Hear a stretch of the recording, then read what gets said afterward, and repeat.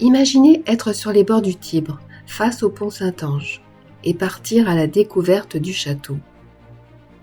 Construit au IIe siècle après Jésus-Christ, le château Saint-Ange renferme une histoire mouvementée de 1800 ans, riche d'événements. Le château a en effet évolué initialement tombeau, puis prison, forteresse et résidence des papes. Aujourd'hui devenu musée national, il abrite de magnifiques collections.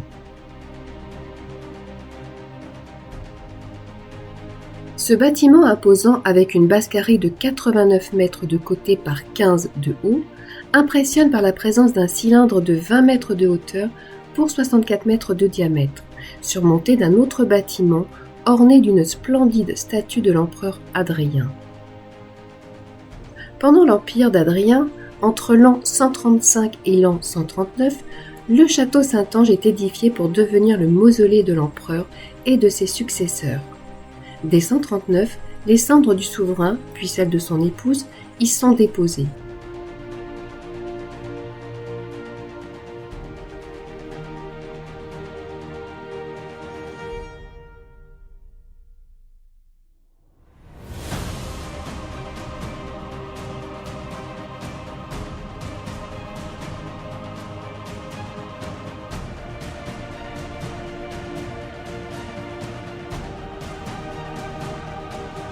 Entre 270 et 275 après Jésus-Christ, lors de la construction du mur d'Aurélien, le mausolée d'Hadrien est fortifié et incorporé au mur défensif du quartier de Rome. Il devient alors une place forte pour protéger la ville des invasions barbares. Le bâtiment est ensuite transformé en bastion par les papes menacés par les familles nobles romaines. À partir de novembre 589, une terrible épidémie de peste frappe la ville de Rome, provoquant la mort de nombreux habitants et notamment celle du pape Pélage II.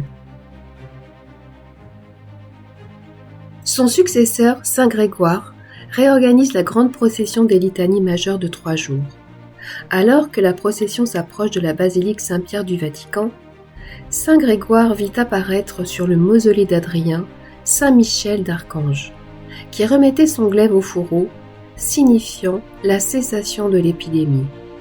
Les Romains virent clairement une silhouette éblouissante se dresser sur son sommet. Le pape a évalué ce phénomène comme l'annonce de la fin du fléau. Nous sommes le 29 août 590. Le soir même, la peste s'arrête. Le mausolée d'Hadrien a été rebaptisé Château de l'Ange. Léon VI fait construire la muraille qui relie le château au Vatican, qu'Alexandre VI surmonte d'un passage secret surnommé le Passetto, qui permettait aux papes de passer de leur résidence à la forteresse en cas de siège.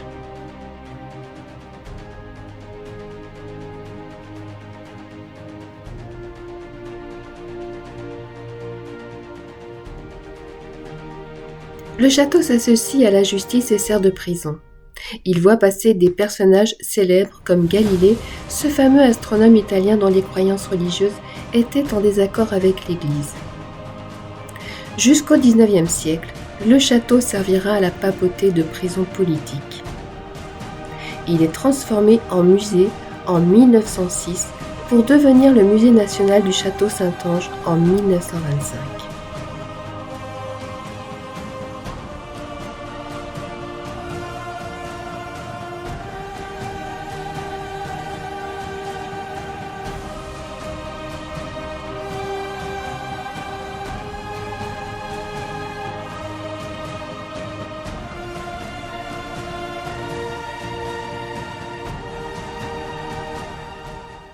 Le château Saint-Ange est sur 5 étages et propose une décoration intérieure exceptionnelle. Grâce à une rampe en forme de spirale, on accède à la cour d'honneur et à l'ancien mausolée. Les 2 premiers niveaux du château sont réservés au mausolée. Le buste d'Hadrien se tient dans l'atrium et la salle des urnes est également accessible. Les 3e, 4e et 5e niveaux nous transportent dans les appartements aménagés pour les papes, témoignant du rôle du château lors de la Renaissance italienne.